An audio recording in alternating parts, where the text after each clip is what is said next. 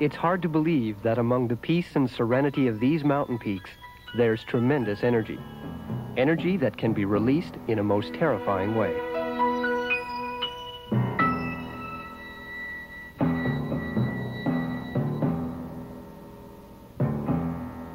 For people like Ed Rundle, that energy is summed up in one word: avalanche.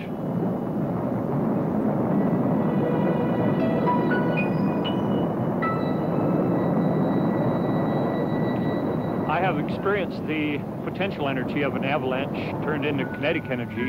It has taken me down the mountain about 50 feet, but the time that was probably the most scary was when I had taken a fall a little ways down a steep snow-covered chute, and then an avalanche started behind me and it poured over the top of me. It was pushing very hard at my upper body.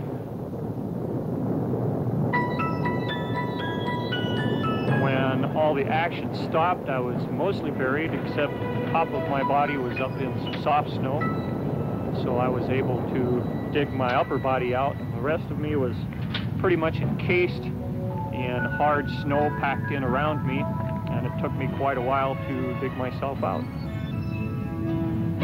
I was very lucky that I hadn't been turned upside down so that my head was down, or else I would have had to depend on an avalanche beacon or my friends to dig me out, and it could have taken a lot longer, and I could have been injured pretty badly.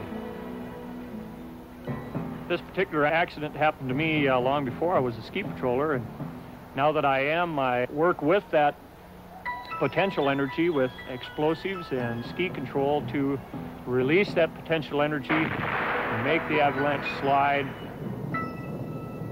Kinetic energy does its action without endangering the lives of people or our facilities here. 10,000 tons of snow careening down a mountainside has enormous destructive ability.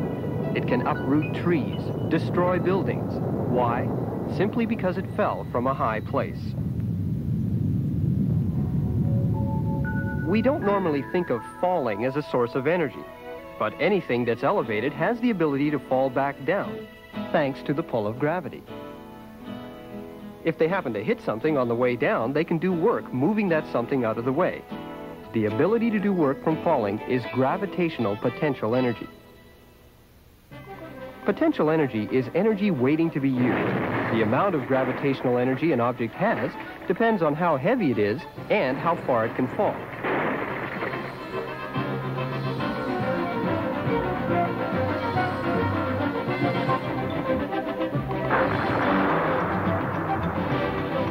It might seem that light objects like a screwdriver would not have much gravitational potential energy, but a high-rise construction worker could kill somebody on the ground by dropping one.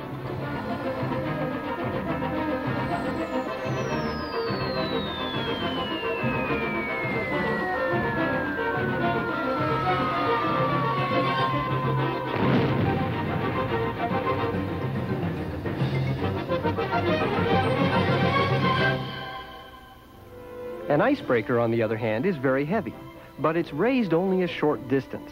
The ship rides up onto the ice, gains gravitational potential energy as it climbs higher. That gravitational potential energy is converted to work as it breaks through the ice. Gravitational potential energy is stored energy. Objects have it only by virtue of their weight and their position above some reference point. You can develop a lot of potential energy with a large amount of weight, or with a little bit of weight and a lot of height. Weight times the height gives you the gravitational potential energy. The reference point above which you raise something is usually the surface of the Earth, but not always. Sometimes a reference point could be the height above a single floor.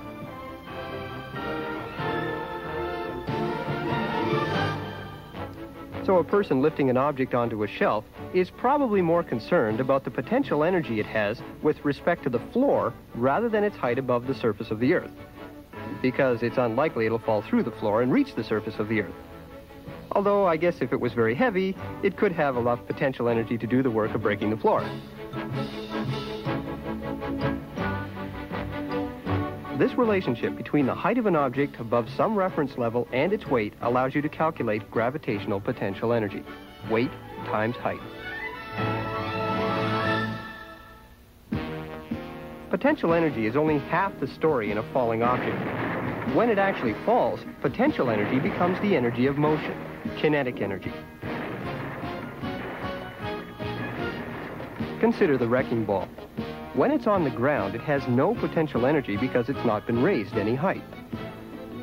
As work is done raising it and it gets higher, it gains, say, 10,000 foot-pounds of potential energy. When it gets to the top, it has lots of gravitational potential energy, but no kinetic energy because it's not moving. Only when it falls and gains speed on the way down does it gain kinetic energy.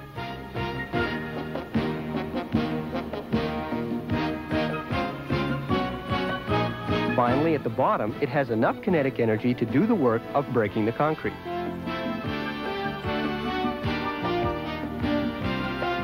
Notice how the potential energy became kinetic energy, and that the amount of kinetic energy the ball has at the bottom is the same as the potential energy it had at the top. Likewise, the amount of work the ball can do is the same as the work it took to raise it.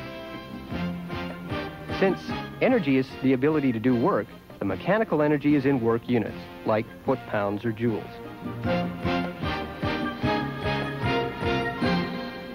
In an avalanche, the weight of the snow increases as the snow accumulates on the peaks, but the height of the snow remains more or less the same compared to the bottom of the valley below.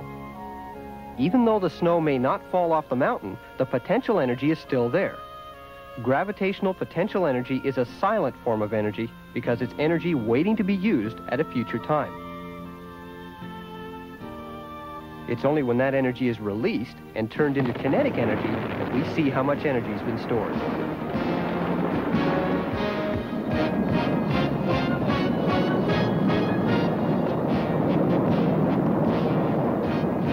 Even the ski patrollers use potential and kinetic energy to control the avalanches.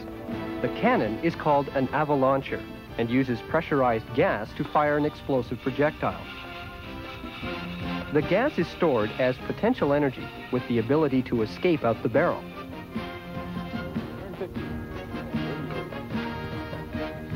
When it's released, the potential energy of the gas is converted into the kinetic energy of the projectile. That kinetic energy of the projectile is controlled by the elevation and the amount of pressure in the cannon. The kinetic energy of the projectile will carry it to the avalanche site.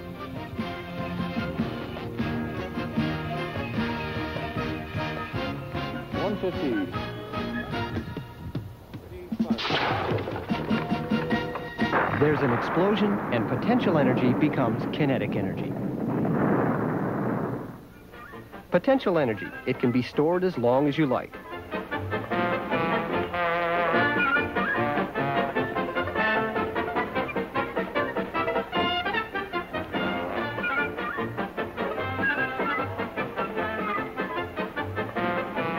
But with kinetic energy, you have to use it when it happens.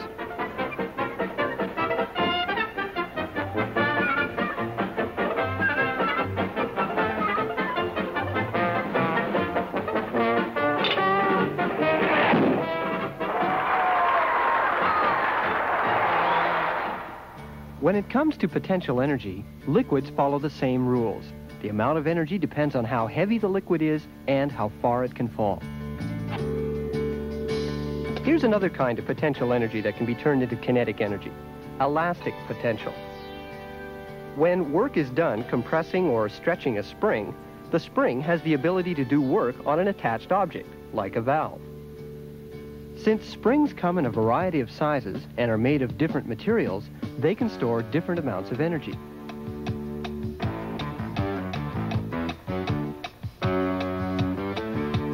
So every spring is given a value, called the spring constant. Spring constant is a value that describes the stiffness of a spring. A spring constant indicates the force needed to compress or stretch a spring a certain distance. It's represented by the symbol K. So for this heavy-duty automotive spring, K is very high. The kinetic energy of a moving object, whether it comes from the work done by a spring or simply falling from a great height, depends on two things: mass and speed.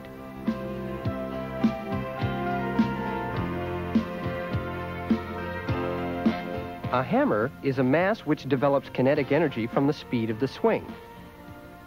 The kinetic energy does the work of driving the nail. As the swing gets faster, the amount of kinetic energy goes up. You could also change the mass, just get a bigger hammer. We'll be dealing with this further in the next program.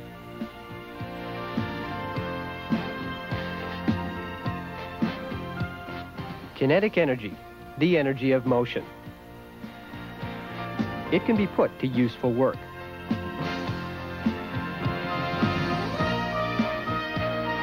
It can sometimes come from potential energy due to gravity, or from the potential energy stored in elastic materials. But by measuring these forms of energy, we can make sure that they work for us and not against us.